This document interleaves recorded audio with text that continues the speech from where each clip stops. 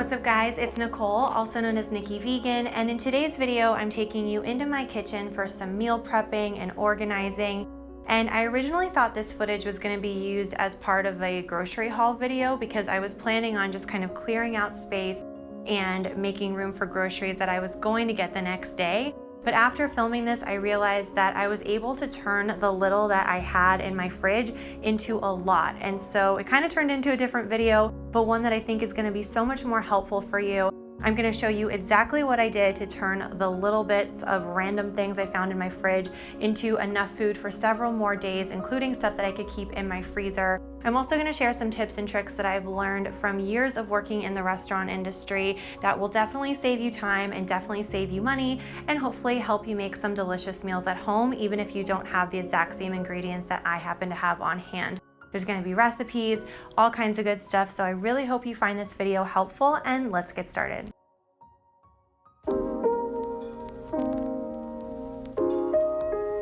So the first thing that I like to do before I even start cooking is to wipe down my kitchen counter or the kitchen table, and I'll take everything out of the refrigerator and put it out so I can see it. And I know this seems like it's not a very big deal or an important step, but it really is, because when you can see everything you have on hand, it does help you be a little bit more creative with what you're going to be cooking and prepping. But it also really does prevent food waste as well, because if you don't take inventory of what you actually have, then you end up losing things, in the back of a drawer, or, like a container of something is pushed to the back and it just goes bad because you don't really realize what you have. So every once in a while, I like to take everything out and have a good look, especially before I start meal prepping. And even though this is a chore, I do like to try to make it as enjoyable as possible. So what I like to do is put on a show or a movie that I find cozy and comforting, something that I don't really have to pay attention to, but that just kind of creates a nice background ambiance and is fun to kind of tune into here and there. So I put on Gilmore Girls usually because I love the show, but whatever that is for you, go ahead and take a second to put something on so that this is an enjoyable process as well. So once I've laid everything out and I have a good idea of what I have on hand, I actually try to see if there's anything that I can eat right away. And that's my next tip, is to do this on a full stomach. So I like to actually eat before I get started. And just like how I don't like to go to the grocery store when I'm hungry, I don't like to meal prep or really do any kind of chore around my house on an empty stomach, because I don't know if you can relate, but if I do that, I end up abandoning ship halfway through because I just want to be done, I'm tired, I want to eat, and it doesn't really get done properly. So I recommend taking the time to eat a little something before you get started. And on this day, I happen to have some cherry tomatoes, just a handful or so, so I decided to make a open-faced sandwich. I've been making a lot of these savory open-faced sandwiches. You might have seen the mushroom toast I made in a recent What I Eat in a Day video, but some combination of toast with a spread and then a savory warm vegetable topping. You could use leftover veggies, you could use sauteed tomatoes like I'm doing here, you could do mushrooms, zucchini, peppers, or any combination of those things. Really whatever you have on hand, just toast up some bread, and then you could mash some avocado, you could put some vegan cream cheese. Here I have tofu ricotta. I happen to have this in the fridge and I love using this as a spread for sandwiches. I'll put this exact recipe in the description box below, but I really recommend keeping bread in your freezer for exactly this purpose, because it's really easy to whip up a quick lunch if you keep this formula in mind. Toast, some kind of a spread, and some kind of warm savory vegetable. It just makes a really great hearty lunch, and I usually have 2 pieces, which I did on this day, but one was without tomatoes and one was with. Now that I was nice and full and I had a pretty good idea of what ingredients I had on hand, the next thing that I did was I went through my cookbooks and I went to the appendix section. And this is different than when I'm just flipping through and trying to get ideas for dinner, for example. This was me being very specific about looking up ingredients, and that is my tip for you. The tip is not to go to your cookbooks. The tip is to be specific in your searches. So even if you're on an online blog like Martha Stewart is a really great resource, you can go on Martha Stewart's blog or go to your cookbooks and look for specific ingredients. Like on this day, I was looking for carrot recipes because I had a big bag of carrots and I kind of always do the same old. And this is a great way to make sure that you're getting, some creativity in there and you're finding new ways to prepare food so that you really enjoy the foods that you're eating and it's not just you kind of getting stuck in a rut. So what I did was I went to the appendix section, I looked up carrot recipes, and even if I didn't have all of the ingredients, it helped me feel more creative and have an idea of what direction I wanted to go. Another thing that I think is really important when you're meal prepping is to remember that you don't have to make full, well-rounded, proper meals from start to finish to be meal prepping. Sometimes I'm making sauces or dressings or sandwich spreads using the ingredients that I have on hand that I don't want to go bad. So on this day, I happened to have a lot of fresh herbs that really needed to get used up, and I knew there was no way that I was going to be able to use them just as like garnish on top of my meals before they went bad. So I decided to make a pesto, and I made my avocado pesto recipe. I tripled the recipe, but I will put that in the description box below. And I decided that I would freeze some of it and I would keep some of it in the fridge.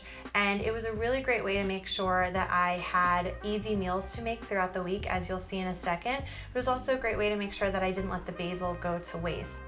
I was really glad that I had this pesto on hand because what I ended up doing was making myself a really delicious dinner in under 10 minutes using no other fresh ingredients. So on this night, I just went to my pantry, I grabbed some dry pasta, and I let that cook. And while it was cooking, I like to ladle out some of the pasta liquid because it's a really great way to make a delicious sauce. And so I reserved that, I set it aside, and then when the pasta was done, all I had to do was mix it together with some frozen vegetables. On this day, I had broccoli and I had frozen peas. So I added that to the mix along with a couple of tablespoons of the pesto I had prepped a few days before and a little splash of the pasta cooking liquid. And then while this was on the heat, I stirred it vigorously so that it would emulsify and really cling to the noodles. It's a really great tip. If you're making pasta, you want to do that with the pasta cooking liquid. Just kind of stir until it really gets glossy and clings to the noodle. And I also added some vegan Parmesan and lots of black pepper on top, and this was delicious. One thing I definitely stock up on these days when I am at the grocery store is root vegetables because they are hearty, they're really nice and hard, and so they tend to last longer, they don't wilt, and you can really keep them in your cupboard or in your refrigerator for a long time. So potatoes, onions, garlic, carrots, celery, that kind of thing. Load up on those because they're super versatile, they're really healthy obviously, and they will really give you a lot of bang for your buck. And since those are usually the foods that last the longest, they're usually the ones that I end up with at the end of a week or before I need to go to the grocery store again. So what I like to do is usually turn this into my clean out your fridge chickpea stew, which changes a little bit all the time. I do have the recipe written out in the description box below for you, but it starts with onions, garlic, celery, and carrots, and then I like to use some kind of spice. And on this day, I'm using harissa spice, which is something that I really didn't know what to do with when I first got it, and now I love it. You can stir it through yogurts and add some lime juice and some cilantro to make kind of a nice condiment for chilies and soups and stuff like that, also a sandwich spread. But I also really like using the seasoning when I'm making different kinds of sauces and soups. So I went ahead and I added that. And then another tip I have for you is to save the cauliflower stem and leaves. I've learned from watching a lot of Venetia and Max Lamana videos that you can actually eat the stems and leaves of cauliflower and it just tastes like cauliflower. So I don't know why I was throwing it away and wasting all of that money creating all that unnecessary food waste. The stems are delicious and I just cut them up really fine and add that to the soup as well.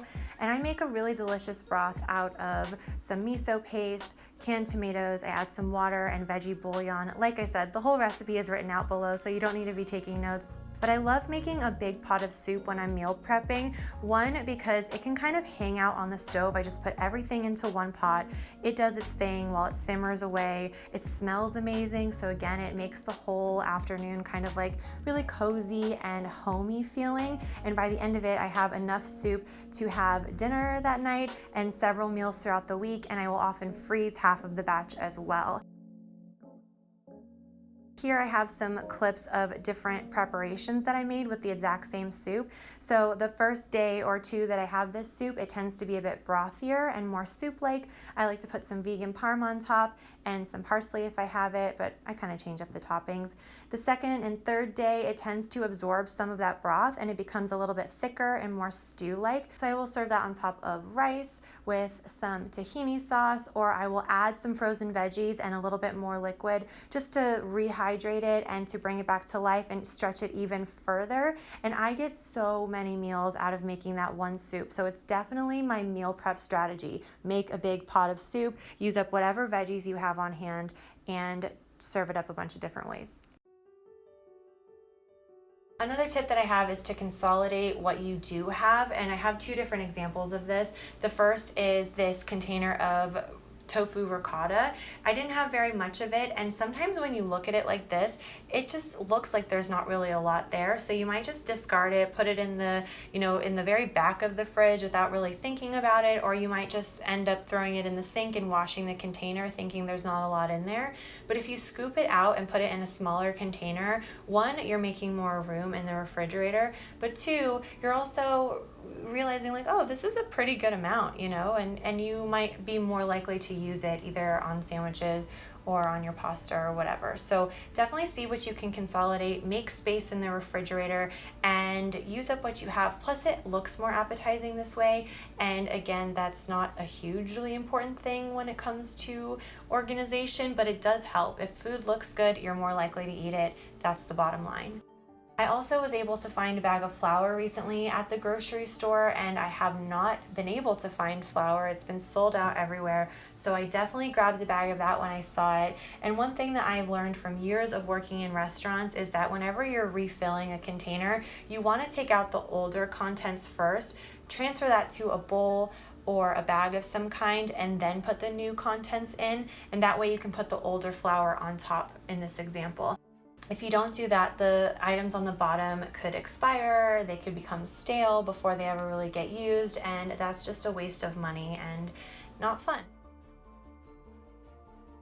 Another way to get some really good ideas of what you can meal prep is to just kind of go on a little scavenger hunt in your refrigerator or in your pantry and see what is just not really working, what kind of odds and ends are piling up and getting shoved farther and farther into the back corners of the fridge. For me, this was a random jar of pasta that only had a little bit of pasta, so it wasn't really enough to use for a meal, for like a proper dinner. And I also had a little bit of tofu in a really big container that was taking up a lot of space as well. And so I didn't want them to go bad. I decided to turn them into a tofu noodle soup, which is kind of like a chicken noodle soup. I don't normally make two soups in one day, but I just decided to save this for lunch the next day, freeze the rest, and now I know that it's there waiting for me and nothing has been wasted. The last thing I wanted to show you was that I actually went ahead and I froze this jar of tomato sauce, and that's because it had been open for several days in my refrigerator and I didn't think I was going to get to use it before it started to go bad. And I forget how easy it is just to sometimes throw things in the freezer to extend their life. Instead of letting it sit in the back of my fridge and letting that ring of mold grow around the jar because I wasn't able to get to the pasta sauce fast enough, just transferring it to a clean glass container and freezing it gives me such peace of mind because now I know that it's there waiting for me when I'm ready to use it, and I'm making the most of the money that I'm spending. And as you can see, I was able to turn a lot of random odds and ends into quite a lot of food, usable food that I could have right now, or sauces that I could use throughout the week. I did end up freezing a lot of this stuff, so now I have quite a few portions of soup and various sauces in my freezer. And also my refrigerator looks so much more organized. It's so much cleaner. Everything looks really like neat and available and easy to use, so that I know what I have on hand, I know what I can quickly whip up. And the time that I spent in the kitchen working on this just really made me feel organized made me feel responsible, like I was doing a really good job of making the most of what I have and not letting anything go to waste. And also it prevented me from having to go to the grocery store, which was so nice, especially right now as we are trying to stay at home as much as possible. So I hope that sharing this day in my kitchen with you gave you some good ideas. I would love to know what you took away from this video, like if anything was new to you or if it sparked any ideas for you. Please let me know in the comments. And if you have any meal prep tips or any go-to meal prep strategies or recipes that you use often, also let me know in the comments below. I would love to read them. And if you're not subscribed to my channel, go ahead and subscribe. Give this video a thumbs up because that helps more people find my videos, and I will see you guys in a video very soon.